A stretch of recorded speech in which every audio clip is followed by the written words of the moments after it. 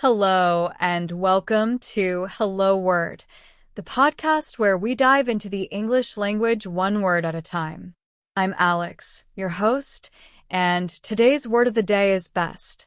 It's an A2 level adverb that means in the most excellent way. This is a simple but incredibly useful word that you can apply in so many everyday situations. When we talk about doing something best, we mean performing it at the highest standard. For example, she sings best when she's feeling happy, means that her singing is at its finest when she's in a good mood. Another example is, to solve this problem, it's best to stay calm, which emphasizes that staying calm is the most effective way to handle the situation. Some synonyms for best include excellently, superbly, and ideally. Let's use these in sentences. He cooks excellently, and his dishes are always delicious. They perform superbly during the match, impressing everyone. It's ideally suited for beginners, making it a great starting point.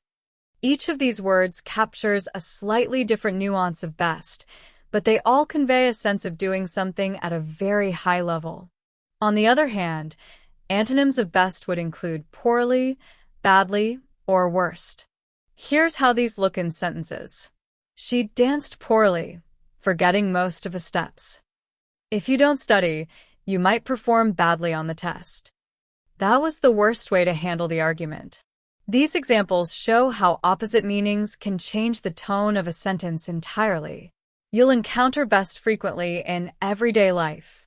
Think about expressions like dear best, which is a common way to encourage someone to put in their maximum effort. Or she knows me best, which highlights a special connection between people. You might also hear it's best to avoid crowded places during flu season, a handy piece of advice. Here are a few more examples of best in action. The team played their best in the final game, securing the championship. This is the best way to enjoy the holidays, surrounded by family and friends. He always gives his best when helping others. These examples showcase the versatility of this powerful little word. That wraps up today's exploration of the word best. We talked about its meaning, synonyms, antonyms, and how you can use it in everyday language. Thank you so much for tuning in to Hello Word. If you enjoyed today's episode, please subscribe to the podcast and leave a review. Your support helps others find the show and join in on the fun. Before you go, I have a little challenge for you. Try creating your own sentence using the word best and share it in the comments. I can't wait to see what you come up with. Thanks again for listening, and I'll catch you next time on Hello Word.